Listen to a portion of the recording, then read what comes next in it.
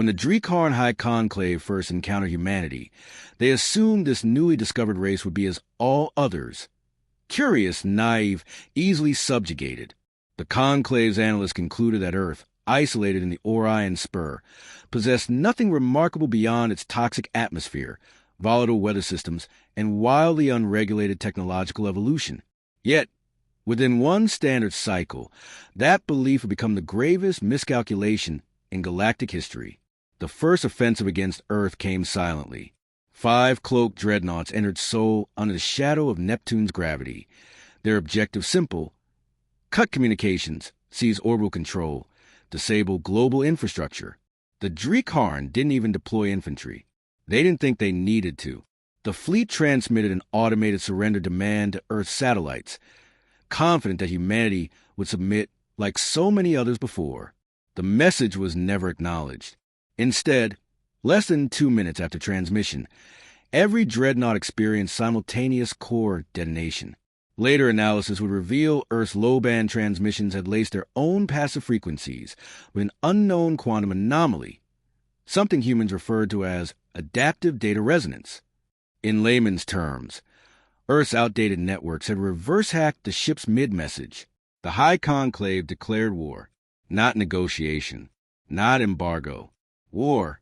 What followed should have been a swift extermination. Instead, the Drekarn witnessed the rise of something they could not explain, contain, or destroy. Humanity responded without hesitation, but not with fleets. They responded with silence. No ambassador, no threat, no public reaction. One by one, Drekarn control systems near Sol went dark. Not overrun, not conquered, just silent. Patrol ships entered and never returned. Entire colonies ceased broadcasting. The Conclave sent scout parties, then fleets. What they found chilled the core of even their eldest tacticians. Stations emptied of bodies but coated in crimson handprints.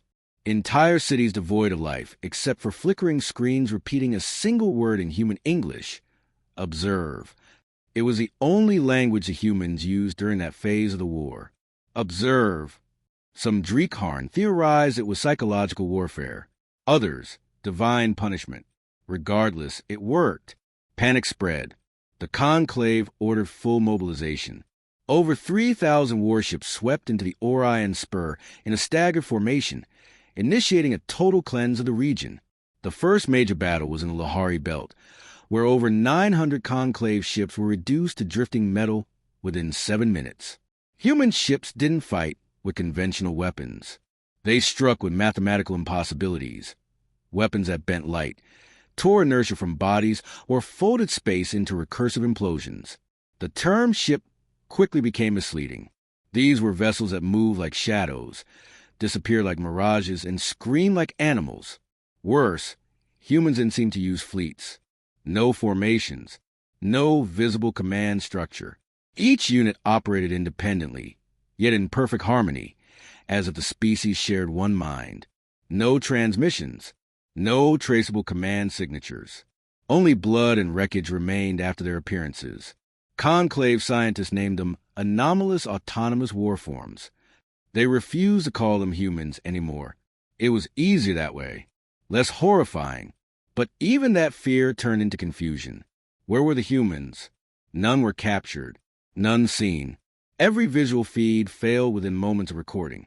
In one notorious instance, the dreadnought Shriek of Iron recovered a half-destroyed human vessel in the Haroon Drift. Its interior was pristine. No bodies. Just a single sealed black box labeled for those who needed a warning.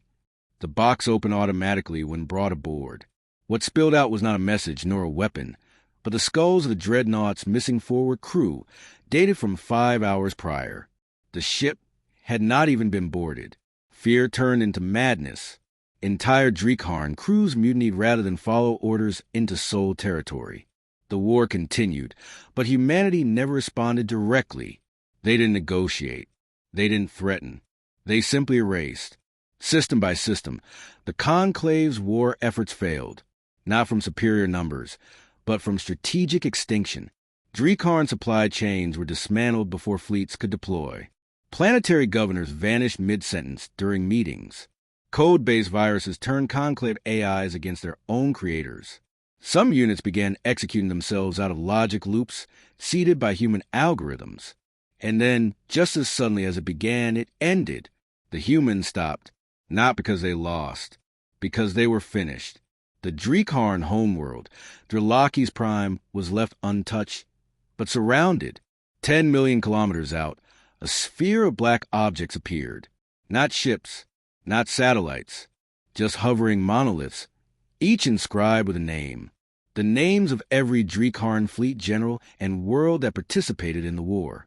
And above all of them, one final name carved in ancient Terran Latin, Vindicta, vengeance.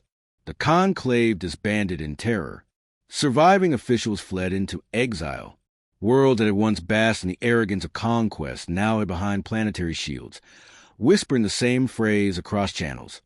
Do not speak their name. Do not remember. And so humanity, the word, the species, was struck from galactic archives. Not erased, but forbidden. Libraries refused to store records. Maps redacted Earth's location. Languages banned the phonetic structures resembling the term human. Children were raised without knowledge of the war. Cultures collectively forgot. The fear ran that deep. Only the oldest races remembered now. And even they whisper behind closed vaults. Across space, in hushed corridors and hidden crypts, rumors spoke of Deathworlders who had shattered time itself, who had used their own extinction as camouflage. Some claimed humanity had never truly existed, that it was a test by the universe, a punishment. Others swore Earth still lived, cloaked behind veils of dimensional fracture, watching, waiting for the next species to declare war. But none dared to check, for though their name had been abolished, the silence of humanity was louder than any scream in the stars. And somewhere, far from the terrified heart of the galaxy, Earth stood unchanged. No monument, no celebration, only the quiet orbit of a blue world, waiting beneath the same sun, beneath the same moon, beneath the solemn promise that ended an empire. We don't start wars. We end them.